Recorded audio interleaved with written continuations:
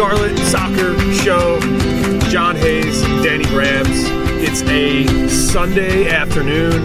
It's a winning Sunday afternoon. And Danny, we are here at Midnight Mulligan Brewing. And the reason why we're here, it's a new stop for us on a Sunday, is because if we take a quick glance to my right and your left, what we see is a beautiful Charlotte skyline, a place that was absolutely lit up on Saturday night against Inter Miami and Lionel Messi. Danny, how are you feeling on this glorious, glorious day? On fire, John. Absolutely on fire. My soul is satisfied. My dreams are alight. My sense of possibility and wonder and just joy of what a game can bring you and take away from everything that, anything out there that might be bad in the world, you go through what we went through last night and it all seems well and right. And then here we are, we get to talk about it on this patio here at a brand new location. Something new for Charlotte FC, the playoffs. Something new for us, Midnight Mulligan's. Great brewery over here on the West End. South End is too effing crowded these days. I can't do South End much longer. South End has got a shelf life for me. West End might be the new spot. I'm loving it, and I'm loving the view of the skyline.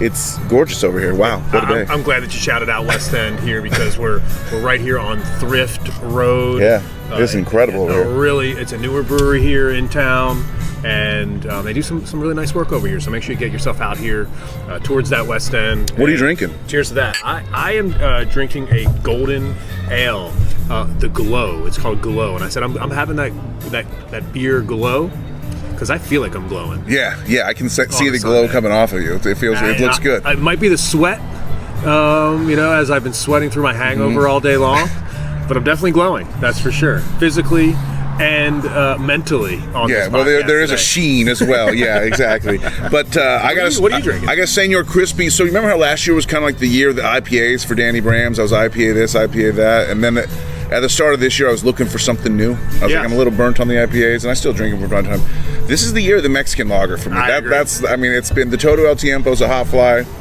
I walked in today, saw a Senor Crispy, 5.5% ABV on the board here at Midnight Mulligan, and fire me up, dude. Let's get crispy. Let's go.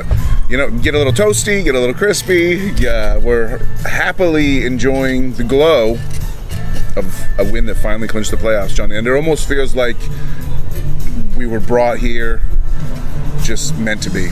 It was. It feels like, and I wanted to set the stage for today's episode by simply saying that I felt it in my gut, and I've been feeling that way for weeks now. You could even say months now. That this Messi phenomenon was just always going to end at my doorstep. Right. I just felt I felt like we've had the welcome mat out now for months, knowing that visitors were going to come here on Saturday, October 21st, and we were going to have a tough match. Right. I mean, we famously, we can't stop patting, or I can't stop patting ourselves on the back for the prediction we made in December of it all. And then you fast forward to right when the signing actually happened. What was the instant thing? As soon as you see Messi signs MLS, everyone's checking their calendars. Where's he playing? When? Where? What's those stops? And all this, very quickly, the soccer world focused its energy on Charlotte, North Carolina, and said, hey, this is where the road stops for Messi. Will it be to clinch a playoff spot? And the whole narrative just became this overarching league-wide. It seduced some of the most ardent MLS purists, people that love the league and would fight for the league against the sort of hype narratives of individual players. Even they could not help but succumb to the Messi phenomena. And the whole time, while all that was building and growing and developing, and we talked about it and the world talked about it, the whole time we're thinking, we got our own priorities in this whole narrative and storyline, Everybody watched the show, and they thought the story was about Messi coming to America. But Messi meets America. What the show was actually about was Charlotte FC. Yep. And Charlotte FC was the team that fought up from the bottom to clinch the 9th spot. It wasn't Inter Miami. It was Charlotte FC that did that. It wasn't NYC FC. It wasn't Montreal. Red Bulls. Wasn't Jordan Shaqiri the second highest paid player in the league in Chicago? Not Chicago. It was Red Bull who gets a late goal. That dampened the mood just a little bit, but not enough. It was still a great night, regardless of that Red Bull goal. I believe, just from the timing of the buzzes in my pocket, that penalty for Red Bull happened after full time at Charlotte. I believe so. So when full time hit for us, we were hosting, and then moments later we were not hosting. That's correct. Yeah. So it was a roller coaster ride, but it wasn't going to dampen my mood. It wasn't going to dampen my spirit. You know how in some I saw they did this in Kansas City. In fact, after full time, they pop up like the other game that matters on the monitor or whatever like that, and like the players are all down on the field like looking at what could happen in the other game to like affect what happens. I like that they didn't do that at Charlotte. I like that we were just soaking in our own moment. We didn't really care what was happening elsewhere because we knew that Chicago had lost, so it didn't. We got one of our and when Montreal had lost, so we got our 2 of the 3. It was great. A perfect way to spend a Saturday night in Charlotte. Shout out to all the soccer fans in the city who were at the stadium. The place was nearly full. Over 65,000 fans. Yeah, that's the number that Taylor Twellman quoted when he said we all needed to go make a quick change after some late action, for sure. It was just a billboard that was, you think about a billboard on I-77, and you get, what do you get for that, really? Yeah, you get some eyeballs on that as you're driving and you're paying for something. Last night, Charlotte FC, its billboard was shown to the globe. And even with Messi not necessarily playing for anything, you have to think millions of eyeballs around the world were watching that match, knowing it's his last time they're going to see him for months. So it's like 100%. There is so I have the resentment that built up over this whole time period, like we're talking about, that I kind of unleashed a little bit in spaces after the match. The resentment was built up with the fact that I didn't like the fact of the Messi narrative and phenomenon like overshadowing what everybody else was doing. That's what created in me. Having said that, I can appreciate that Messi has a huge following fan base and brought a lot more eyeballs to MLS than we would have gotten otherwise. So it's like I can see the dichotomy there and kind of live within it, try to straddle the line. But last night was a night for celebrating the evil. If it's a devil and an angel, last night was my devil side for sure. And you can think about it simply like this, Danny, where Messi and his impact on MLS is great, and it certainly is. But everything over the last 3 or 4 months has been simply, sure, go ahead, Miami, put Messi on the pitch, start him, roll him out for 90 minutes. Charlotte FC still can beat you. And that's the point. Let's not revise history, though, because think about this. I want to know your reaction, because I was locked into in my head. I for sure thought he's not ready to start. He's going to come in, do a cameo thing at 60 minutes to make a scene for the documentary. That was the joke I kept telling. And all of a sudden, it's like an hour to kickoff. We're having a good time at Hot Fly, throwing back Toto El Tiempo's Mexican lagers, and we get the word he's starting. I mean, that changed the tone and tenor of the evening right there. If we're walking back step by step, for sure. That's correct. Yeah, things became very, very serious. Very, very quickly. It got real. And you realize not only were you going to have a chance to see Messi and see if Charlotte FC could win, you were going to get it exactly how it should be served. Yeah. Right? You go to a restaurant and they're famous for a specific dish. Right. And you get to that restaurant and you ask your waiter, yes, I'll do, what you're famous for. And they say, well, tonight, it's you got a new cook back there. You still we remixed it into sort of a special, we deconstructed it tonight, whatever. That's not why I came here. I came here to have the dish that everybody talks about. Right. And last night, the Popeyes chicken sandwich, please. Oh my goodness. When I forgot about that. I think I did. It's just like, my God, I can't believe that's real. 2018 was a long, weird time. Sheesh. It certainly was. But when Messi was starting, Danny, it was like, okay, great, I'm getting exactly what I should be getting now. This is how it's supposed to happen. If he's the greatest player in the world and he's in the squad and he's fit, then he should be starting. Right. And it's like, how on reality shows, whenever there's like a competition reality show, it's always like this ethical idea of like, well, do you want to just bring the weakest players along with you because you know you can beat them at the end, or do you want to compete against the best? You know, do you want to like? I would never vote a stronger player out of the game because I want them to be my showdown at the end that I'm going to win and prove I'm the best, and like I want to vote the weaklings out. This was a case of where like, you know, the strong players were sticking around. It was an iron sharpens iron moment. If we were going to win, we were going to have to go through that wall of the, you know. An amazing moment to see that he was starting, and an amazing moment to see him out there with Sergio Busquets. An amazing moment to see Charlotte FC keep a clean sheet against that squad. Now that said, his impact was kind of minimal when it came out to being out, and he did start and he was on the pitch. I mean, he was jogging. He made some really nice passes. He did. He put us in danger. I'm not saying he didn't put us in danger. He had the goal that was called back for offside. I was straight behind that, so I couldn't see. I plan to watch it again tonight. So we'll see how far offside he was. It didn't seem like it was that close. It was an obvious reason. It was offside. I knew it before the ball was in the back of the net. Good, it was good, back from my viewpoint. I figured it was that type of play. So I don't know. I think he was jogging. You know, he's known for jogging now at this stage of his career. I just felt like we were able to deny him the ball a lot. I just kept feeling like we were forcing other players to try to beat us through the midfield than him, and that was good. I think the thing that is kind of really stopping me in my tracks, where I'm getting stuck here, Danny, is this idea that Messi can start against Charlotte, play 90 minutes, lose, and people are like, well, you should be thankful that he graced you with his yeah. We got some of that, yeah. And what I want to say is just like, hey, he lost to Charlotte FC in 90 minutes. Right. He lost. Right. Like, sure, call him the greatest player of all time. Call him amazing for MLS. The bottom line is that he lost. Right. And he played the full 90 minutes. Right. And the story after this isn't Messi. It's always been about Charlotte FC, and that's the point here. The point is you can watch Messi trot out there.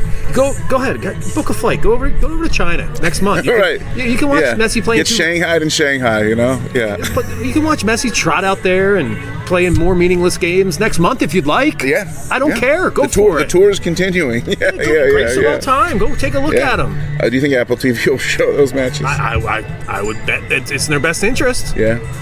I'll watch. The sickest thing is that I would probably watch them, but although they would be overnight. But Messi doesn't do shit for me except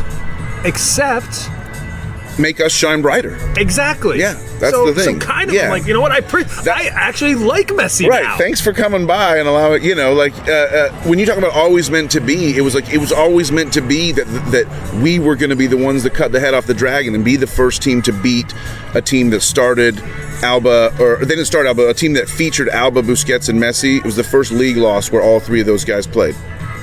That's great for us, you know? It hit me like a ton of bricks this morning that Charlotte FC has always been their character arc, Danny. At the very end of all of this, Charlotte FC was always Jaime Lannister. Always the Kingslayer. Yes. That's who they were. Yeah. They were such a main character in this plot. Yeah. You know, had to pay attention to them. Yeah. But at the end of the day, you know what Charlotte FC was going to do?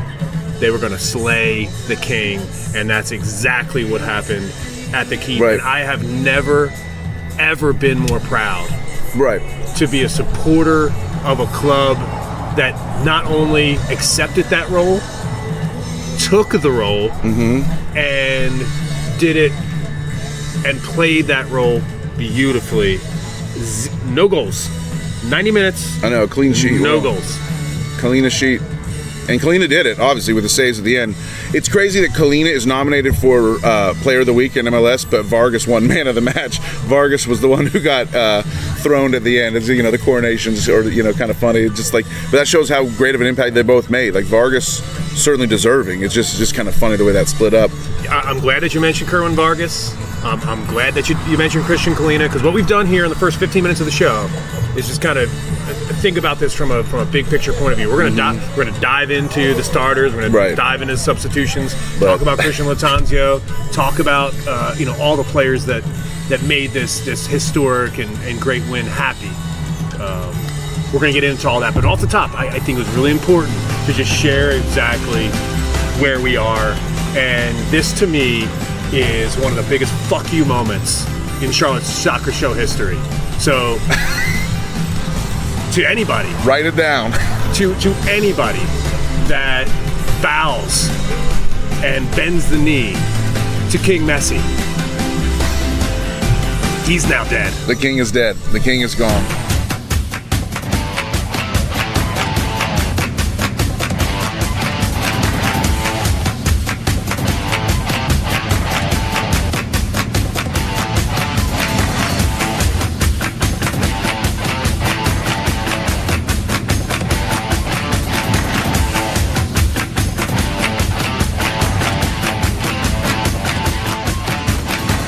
All right, Johnny, we are back. Round 2. We've refilled. You're now on the Senor Crispy. Time for me to get a little crispy. And I'm on the Festbier. You know, it's still October, so you can drink a German lager as well. So cheers to you. My international lager experience, you know, Mexicans and Germans working together was a frightening prospect for the United States about 80 years ago, but they're working very well together for me on this 2023 Sunday afternoon. So just wanted to start this segment with a question for you, Johnny. It's a very simple one. It's very easy. Who's your man of the match? Man of the match on Saturday night. It's tough, but there's only one man. And I thought about it this morning, and it's Kerwin Vargas, Danny Brams. He's the young playmaker, and it's not just man of the match for this match. It's man of the match for his contribution over the last couple weeks for Charlotte FC. He's this young kid. None of it happens last night. None of this talk happens today without Kerwin Vargas scoring the goal. Right. And it was a beautifully taken goal too. Right. Dummied with his right foot, brought it back over to his left, and then passed it past the keeper into the net. Just an absolutely beautiful goal. And I understand, you know, just because he's the goal scorer, it doesn't mean that he's man of the match. But in that situation, in a 1-0 game, whoever scored that goal, I'm giving the man of the match. How about you? 100%. And I'm not going to reveal if it's Kerwin or not yet. I don't even know if it's Kerwin or not yet for me. But I will say I took the time to listen to the Gaffer's presser before we taped this, and I've been very critical of Latanzio pressers, especially of late. You're not going to give him man of the match, are you? No. And I will say, I'll have more to say about this in a minute, maybe in a future segment. Maybe we'll just forget it and forget to ever get back to this. But I will say that I did appreciate, I've criticized him a lot for his post-game pressers in recent weeks, and he had a really good one after this game. We might talk more about that later, or we might not. I haven't heard it, so you need to tell me what he said. One thing he did say that we'll talk about right now is Kerwin Vargas, he appreciated the goal, but he much more even appreciated the defensive contributions, the total game, the way Kerwin has made himself into a pure footballer and not just a fancy footwork guy, and someone that is getting better with every game. And he said, well, and then he goes, well, and then you hear me say that, and you think, well, why'd you sub him off? And he said, well, I subbed him off because we were holding a lead. I wanted veteran presence out there for the last 30 minutes, and I thought Justin Meram was the cat to do that. And Justin Meram did that, so I felt like I was proven right there. So I still wish that Kerwin could go the full 90. Like, you know how much we love the full 90 on this show. 90. Yeah, I wish he was going the full 90 for us, is what I mean to say. But whatever, Meram did bring him with some veteran presence. I got no problem with JM22 ever. So I think Vargas' ability to track back on defense, where he used to be sort of, I felt like a little bit of a liability when he was out there defensively, he's now like one of the hardest workers on the attack. He's like got that Józsefik energy where he tracks back really hardcore. He's almost like picking up that part of Camille's game and added to his more technical game, which is why he started the last two. Speaking of post-game questions, did you see that he was asked post-game about a potential move away from Charlotte FC? No, I didn't see that. I thought that was a very... Who asked that? I thought that was a very strange question to ask. You remember that stupid rumor about him going to like Romanian league or something like that popped up a few months ago? So dumb. Protect Kerwin Vargas at all costs. You already established this. Yeah, and that's what I'm so happy about. That's why I want to give him man of the match, is because we identified on Charlotte Soccer Show that this kid wasn't properly getting the credit due for a really young player. Right. A really young player who's making an impact, and in my opinion, should be on the Colombian national team. So, and this is a guy that I could see growing into our first ever. It's kind of a rite of passage in MLS where you have your first ever player that's on just a regular contract and they become a DP with the same club, you know? Instead of like going out, instead of bringing in a DP from outside the league, you promote one of your players to DP. I'm not saying it happens next year, but I'm saying at some point we keep curling around 2 or 3 years, I could see him becoming a designated player for us. He really is that good and that impactful. You know, he had, not only did he have the goal last night, but he had the goal and the assist in the game at Miami. That's why I mentioned even that though, as well. Even though that draw necessarily didn't end up impacting it, if we had lost that match, we still would have gotten in on 42 points for the playoffs. But, like, it helped add to the confidence. And, like, the fact that we did, you know, like, again, maybe I have to, like, eat my words on criticizing the coach, but, like, we went toe-to-toe with Inter Miami at their place in the penultimate day. And that did give, for all his bluster and blow up and frustration that spoiled over the top of the post game of that match, the team stayed focused, and that's a credit to him and the team. Stick together is what Ashley Westwood said. He said, like, they asked Latanzio, what is your belief in the theme of what's a phrase that sums up the season for you? And he's like, you should ask me that. You should give me a week to think about the one. I might be able to give you a real answer. But the first phrase that pops in my mind is stick together, which is what Ashley Westwood said at full time. We stuck together. And that's exactly what this club has done. It's what the supporters have done. Mm-hmm. It's what the people who believe in this club have always done throughout this entire 2023 season, which is now over. The 2023 regular season is now over. Mm-hmm. And what it took to get to the finish line, I would say, required patience. It took a lot of positive energy. It took so much emotion. And it starts going all the way back to when Anton Walkes tragically died during this team's preseason in Miami. It started then. And now, many, many months later, it ends. And to reach this finish line, to be able to play New York Red Bulls for a chance to play against Cincinnati in a 3-game series, the Supporter Shield winners in 2023, the amount of the perseverance that it took to get to this moment from everybody inside the building. The only way that they get to this moment, Danny, is if they do what? They stick together. Yeah, we got to stick together. You and I are always going to stick together. That's right. You know, we're going to stick together on this show. We're going to stick together with our TIFOs, the tremendous friends of the show who came out in really strong force on Saturday and this whole weekend. Like, the craziest thing, I mean, the little subplot to all of the whole great soccer we saw, both for Independence and Charlotte FC this weekend, was TIFOs just coming out of the woodwork and saying hi. That was really fun. But you talk about stick together, and you talk about Westwood, you know, ultimately, I appreciated the question to CL of like, hey, give us a phrase to sum up the season. But there's really, it's more images. It's just images this year for me. It's not really phrases, and I'm a lover of words. But in this case, I think the images do more than the words can. And the image of Westwood can talk about sticking together, and it's true. And we can't really give you images on a podcast. We do have to talk in words. But the image of the captain, Ashley Westwood, walking out pre-match with Isla Walks, Anton's daughter, on his shoulder, and just like knowing that he's not just talking about sticking together, but he's showing it in his actions and deeds, and like he's making sure that Anton's presence is like felt in the walkout of the team. The team knew Anton couldn't be there, but his daughter could be there and walk out with them on that most important day, and it was incredible. It's a great shout. I'm tearing up. I'm glad you mentioned that, because again, that is just a really classy move by the captain of this club, and I think without the gemstone, there's no chance that this team is where it is this season. The gemstone, Ashley Westwood, the captain. You know what he's done, Danny? And I believe this wholeheartedly, is he's put on a masterclass in English football for the city of Charlotte. Like, he has taught Charlotte how to play English football, and I'm not talking about what you see from Manchester City on the weekends. Mm-hmm. I'm talking about what you see in the championship on a Saturday morning.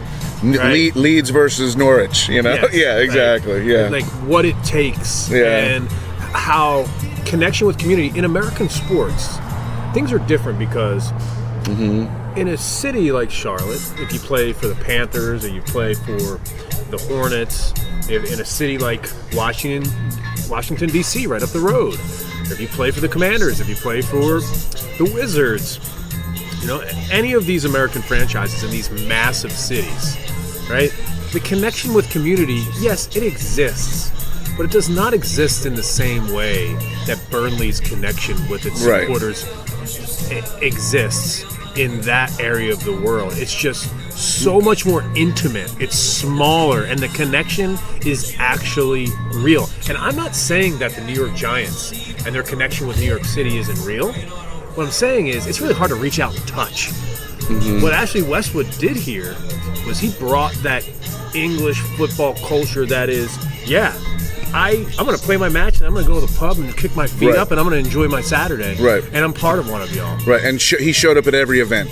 Like Westwood was any time there was an event, official or non-official. Yes. This year Westwood was there. And you talk about also the connection. I agree with that. Let me just say this last thing about him. You know what he's done? And it takes a really talented person to do this. It takes a really talented leader. He's made this city much, much, much, much smaller. He's taken the city and he's made it smaller. He's made Charlotte FC feel like a small town English football club that you can reach out and have a real connection with the team. And there's people in town that don't have a connection with Charlotte FC. And it's not because of Charlotte FC, it's because of themselves. Yeah. Like the connection, it's an open door. Westwood has created an open door for anyone to come walk through and join this party for sure. Remember what Scott Arfield told us. If you haven't listened to our Scott Arfield interview, please go back and listen to it now. Those, you know, the metrics of people going back months later to listen are tremendous for us. But I will say that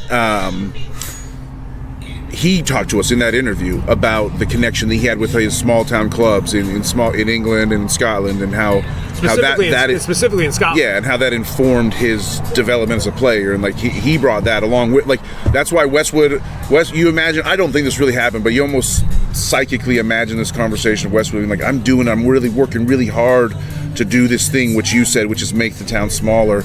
But I need some help. I need some more Englishmen. Go get me Scotty Arfield, Zorn, please. You know, and Scotty did it because Scotty connected with the fans just as much. There was a great moment. Scotty, first, I mean, there's not enough I can say about the guy. He was always the last one to leave the warm-ups. He's like every warm-up. It's, you know, now when you're at a home match, you get to watch Scotty out there just shoot like 50-yard shots for, 2 or 3 minutes while everybody else is inside. Freaking love that. He came close to scoring a couple times, some fizzers last night before the match. And then the look on his eye, the look on his face in the postgame. If you watch the masterful 8-minute video that Charlotte FC posted unedited of one single camera feed that like started on one end of the pitch and like ran behind the bench all the way and got all these postgame reactions. It's amazing edit. I was gonna maybe do a reaction video on our YouTube channel to that. I might like watch that video and react to that video as it goes. I was thinking about that. We'll see if we end up doing that. But that's a good idea. What it showed was this look on Scotty Arfield's face, amongst other things, and like he was just like staring up at the supporter section and just with like this genuine smile on his face. And you think about a guy who's like nearing the end of his career, the twilight of his career. He's not a starter anymore, and he's on this mid-table club that in a new country, and he's like, he's learned to embrace a role of being a fan favorite, of being an impact sub, and of being someone who can like make a difference. He's blocked the shot from Robbie. Like Robbie Robinson killed our win in Miami with his equalizer, his 2-2 equalizer. He almost got a 1-1 equalizer last night, and Scotty Arfield sold out to block it. It was the save by Kalina that people are saying saved the season, and people are not wrong. It was Campagna, I think it was. Yes, because Kalina saved the Campana header. With the header, so here's how. And then there's 2 corners after that. Correct. I'm trying to describe that right now. And Kalina gets that fingertip save, but I'm not even sure he got a finger on it. I just think the tip of the glove may have hit it. Seriously, the wind from his swipe deflected the ball. I mean, that's how close it was. And he uses his left hand beautifully. and he touches it just wide. And then there's a corner that comes directly to Kalina. I mean, there was an Olympico possibility off of that corner, dead seriously. Yeah. And Kalina scrambles to the near post. You got to dive low. Kicks it out. Low to your left dive. Yes, because nobody touched it. And so Kalina makes another huge save there. And then that ensuing corner, that next corner was just pinball chaos. Pinball wizard. I was like feeling like chaos in the box. So what I did is I went back and I just watched that chaos in the box, frame by frame, so I could see exactly who made the key touches in that moment. Beautiful. And what ended up happening was Scott Arfield made the biggest play of the season. Scott Arfield, out of nowhere, just lunges inside the 6, sells out, blocks a shot that I promise you, Privet was on the line. Maybe Privet could have done something amazing in that situation. That was 99.9% going in the back of the net, and Scott Arfield sold out in extra time inside the 6 and made the defensive play of the season. Got a toe on it. You want a toe? I can get you a toe, dude. I get you a toe by midnight with nail polish, bro. Like, it was the moment, dude. Scotty Arfield, bro. Like what an addition. If he was signed for just that moment, it would have been enough. But everything else that I've tried to describe that he's brought has just been amazing. And you talk about him and Westwood, the idea of the community. I also think they bring the idea of the campaign. This is a thing you were big on back last spring when we were talking about all the teams in town. When you start a season, it's all about the campaign. Well, we've come to the end of the campaign. Absolutely, and there was every time you have a campaign, Danny, you need reinforcements. You know, when you start right, you have supply lines. Not everyone's going to make it to the end. And it's like my sergeant in Vietnam always said, men, 50 of you are going on this mission. 25 of you ain't coming back. A little dazed and confused for the people. Sorry. Had to. And Charlotte FC's campaign, I think about Scott Arfield, I think about Justin Meram, and if you've been listening to this show, you know that Dan and I, we tipped you off. We told you how Christian Latanzio was going to manage down this stretch. And he stuck to it. Justin Meram and Scott Arfield were his, I wouldn't call pocket aces, maybe pocket jacks. Maybe deuce on the river. Yeah. But he used them. Yeah. And he was going to use both those experienced players. Even use Derek Jones a little bit at the end of this match as well. Well, Carroll, did Carroll suffer from injury or embarrassment after missing that chance in the box? We'll never know. But But, I mean, get a right foot, Carroll, if you want to go to Europe. I love you, bro, but come on. Slot that thing first time, dude. Come on. We needed that insurance goal. So, what we're going to do next on the show is going to dive into some more performances, specifically Bram Bronico, a player that had a massive match, a player that went head-to-head with arguably one of the greatest players in the world. But hey, I couldn't see him. He must have been in his pocket. I started this question with a segment for you, Johnny. I want to end it with a question for the Tifos. Is Bram Bronico the best player in MLS?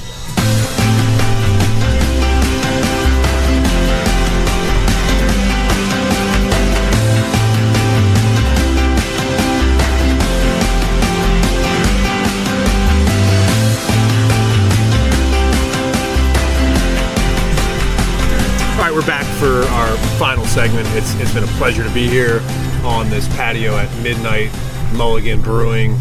Some fresh beers on a Sunday afternoon, the sun-splashed Sunday afternoon in West Charlotte. A great view of the city skyline from here as well. If you haven't been to Midnight Mulligan Brewing, make sure you get here, Danny. It seems like you're enjoying yourself. West End, baby. West End for life at this point. I don't know. I like it over here. Cheers. There's a lot of other great spots all around here, too. Yeah, 100%. And my favorite barbecue joint's right down the street as well. Noble Smoke. Yeah. Yeah, Noble Smoke. You can't go wrong at Noble Smoke. So it's a great area of the city. Make sure you get out here if you haven't. So appreciate you hanging out with us on this podcast this week. We're going to be back again this week. Probably before Wednesday night. I don't know if we'll have another YouTube exclusive show. Danny, I really enjoyed you doing that. Maybe you'll have some YouTube product watching that that video back, but that was my moment of inspiration. I was driving over here and I was like, what if I watched that video and did a reaction video to it?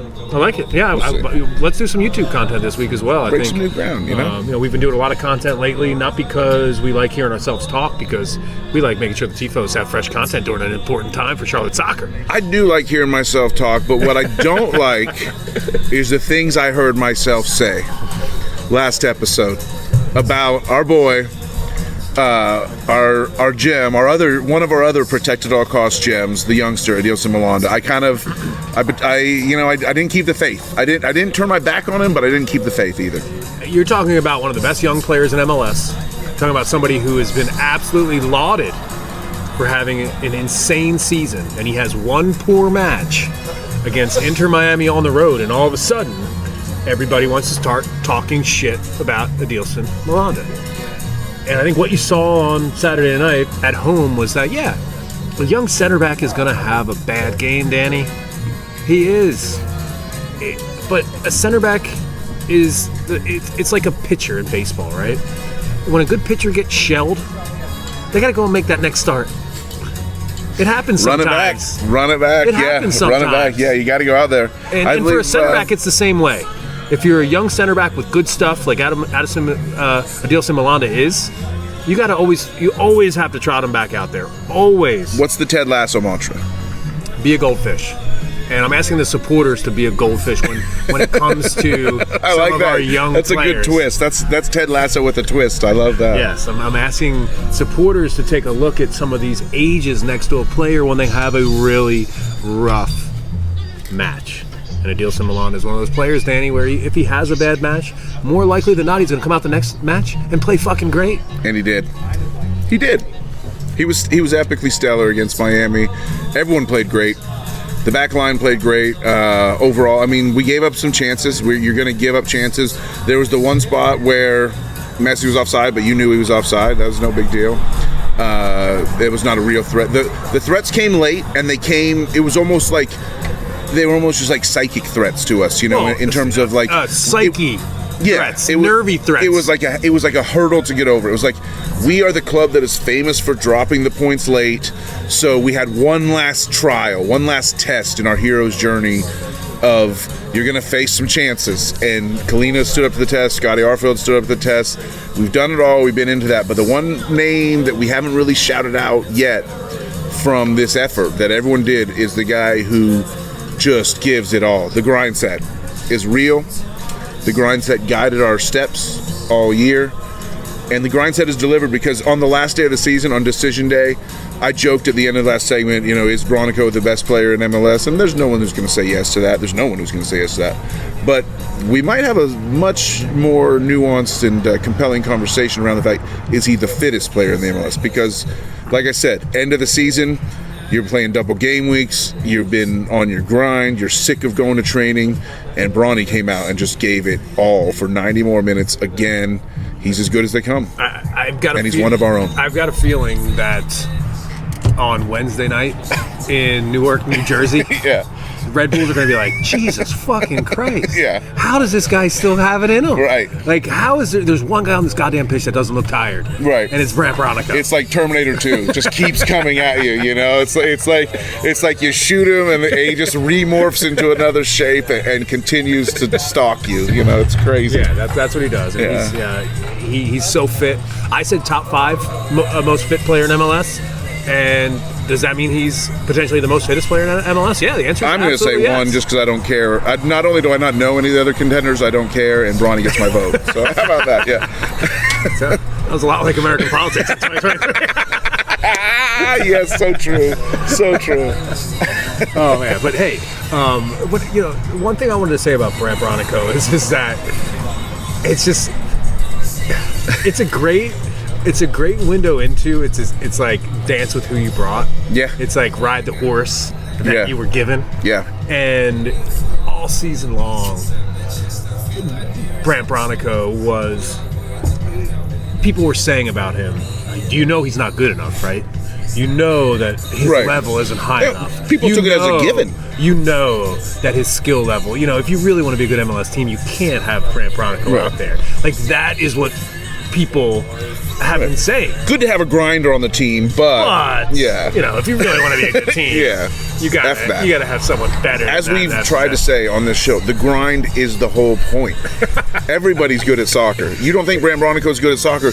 Look at the little spinorama he did in the box last night, and kicked it out for a beautiful shot to Carroll that Carroll buffed. The most talented player on the team, Yeah. Brant set him up for a golden chance, and he whiffed it. So Brant had to cook. Brant's cooking in the box. I don't care what anybody says.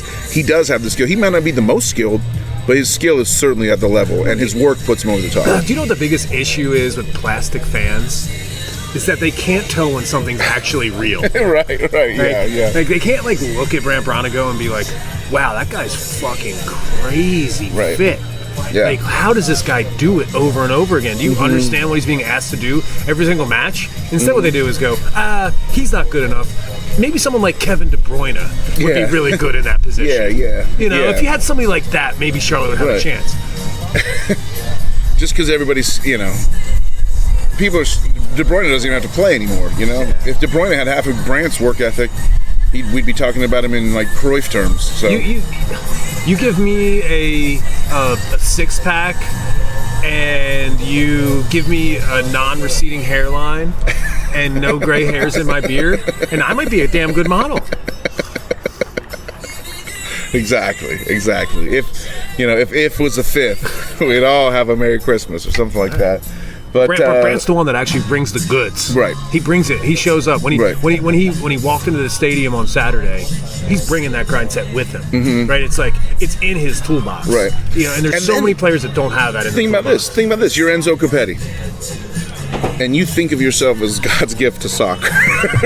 Let's just be honest. Well, maybe you are. He's Argentina's. I can guarantee this. He's Argentina's gift to us. Yeah.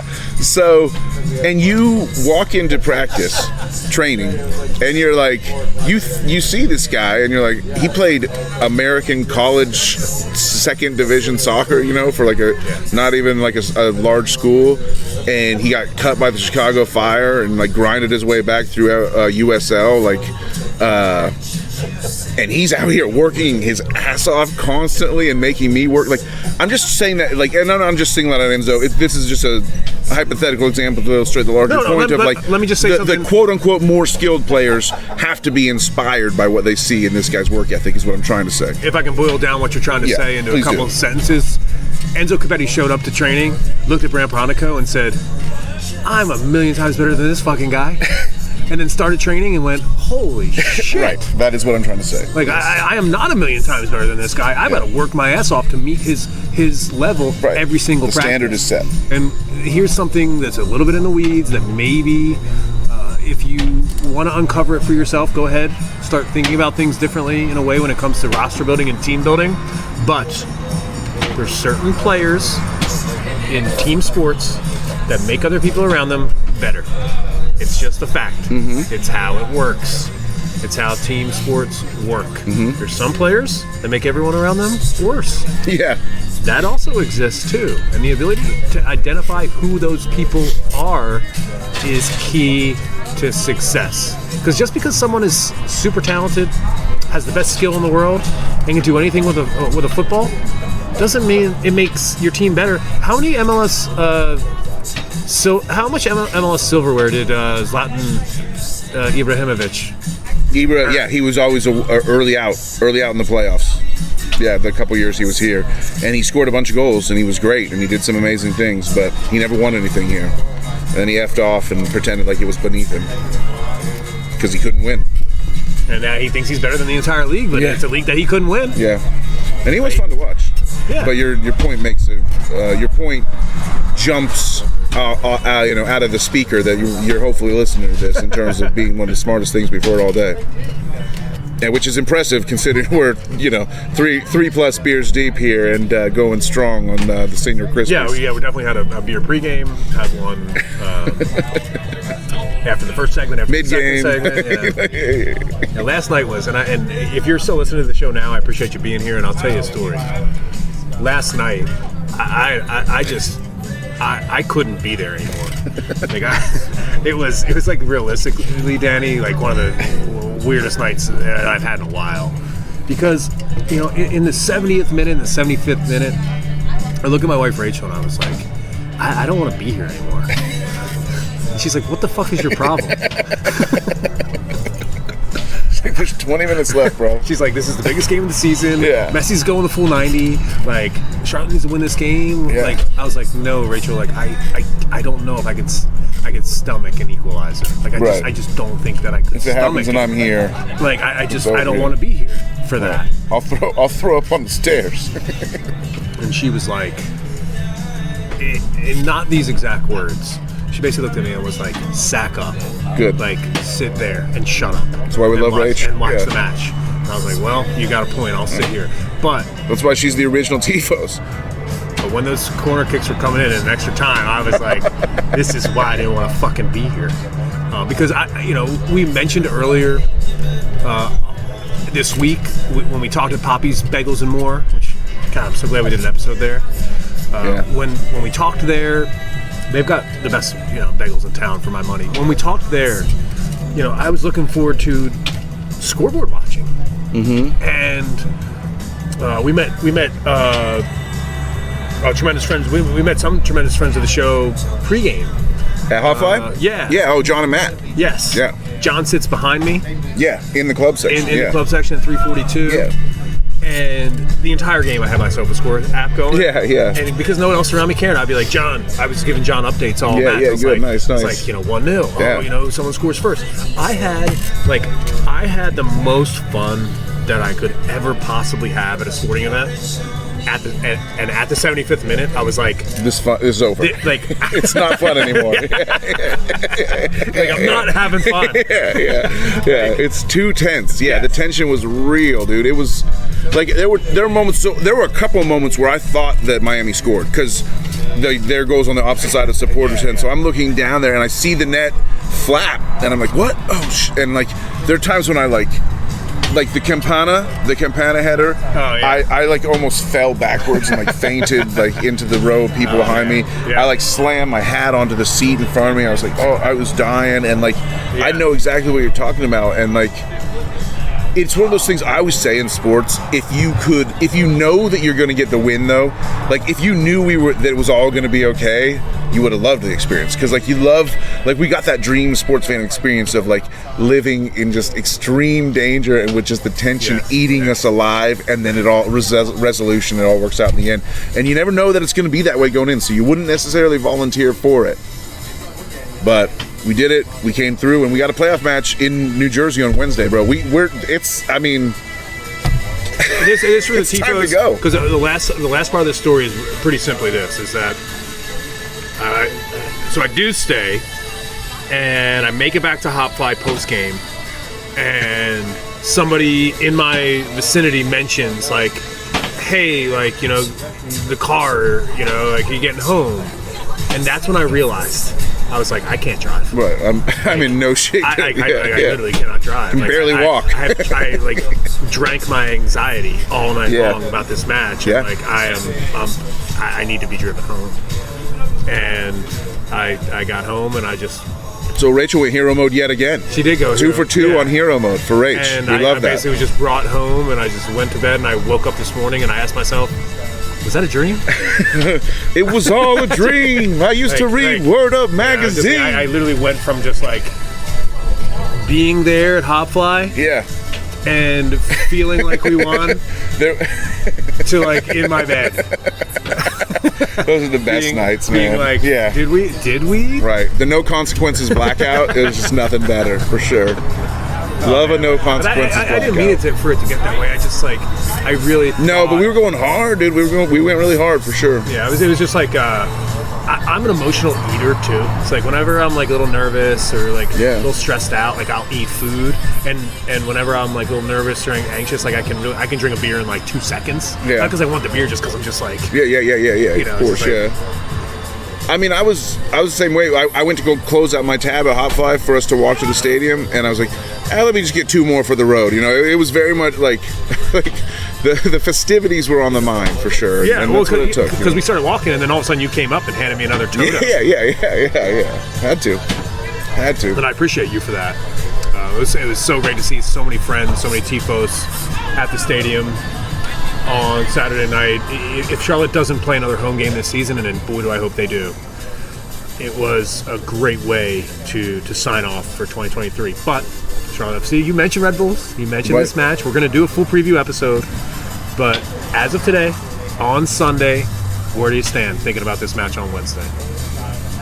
We love that it's against Red Bulls. Wish it was all things considered, would rather be hosting Montreal at home, but I love that if we can't do that, if we had to go on the road, I would want to go to Red Bulls more than anybody else that was in the mix. Why is that? Hate them. You talk about rivalries. You talk about like our fake, our billionaire. There's the billionaire rival, the pissing match, the billionaire pissing match rivalry with Atlanta, where David Tepper and Arthur Blank don't like the fact that one of them has a slightly bigger bank account. That's a rivalry. And it's a little bit of geography. They put the I-85 thing in it. We have a bit of rivalry with Nashville based on geography. Sadly, we have a rivalry with Charleston Battery since they're 1-1 against us all the time. We don't have a rivalry with Charlotte Independence. I wish we did. You could count the Florida teams maybe, but if you ask me who's based on things that have happened on the pitch in club's history, it's no doubt it's New York Red Bulls is my rival. I hate them. We've played them 5 times, I believe, in our history. In U.S. Open Cup, we've played them up there in Jersey. They forced us to play them at like a high school one night, which was really lame and pissed me off. We played them both twice a season, and they knocked us out of the U.S. Open Cup. Yeah, and they killed. Remember last year's decision day, we were eliminated, and we just went up and gave like the most low energy, like piss poor, like whimper end the season, and they embarrassed us that day. And so it's just like one thing after another. Like I hate the Red Bulls, and we've been lucky enough to have a couple draws against them in recent results, but we need to go up and win. It's a one and done. It's win and keep going. And the thing is, if we win, we get another home game. Exactly. Because we have a best 2 out of 3 series against the traitor Caleb Burns Hefner and FC Cincinnati. That would be amazing. Imagine hosting, and we would, if we can beat Red Bulls. I don't want to get ahead of myself, but I'm just talking long-term planning here. No chance I can make it to New York. Just schedules don't work out. I'll be at Camp North End at the team watch party. Fully endorse that. On Wednesday? Yeah, it's going to be amazing. Cool. I I didn't hear about that. Can't wait to go there. Like I think it's going to be a very good scene.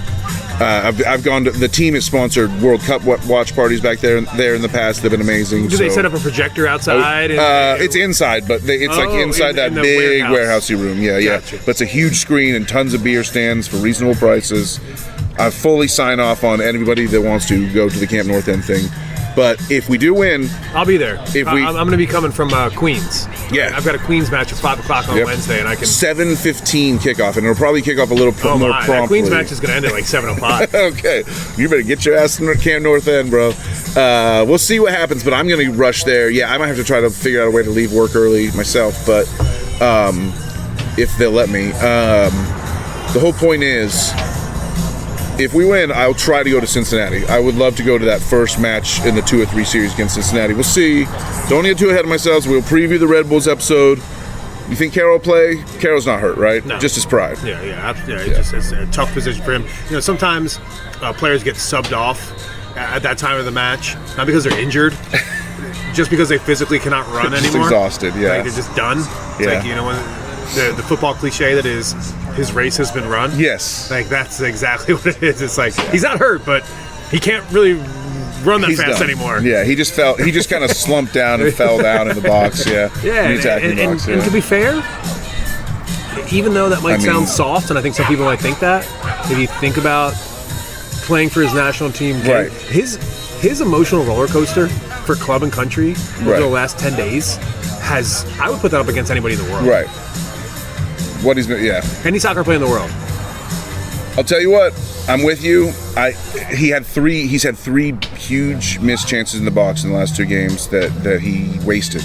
You know why I love? And I think he knows that better than I do. Do you know why I love big chances missed in a win? Because the odds are in your favor for a big chance converted. Hell yeah. The next time around. I think Kraus is going to be massive on that pitch on Wednesday. Right. We're going to talk about that. And you know who else is going to be massive on that pitch? And this is honestly how I feel. and I'm so glad that I finally have found my Enzo Capetti safe space. I love it. Yeah. I love it. And it's like, there's nobody else I want to go up to Newark with more than Enzo. Right.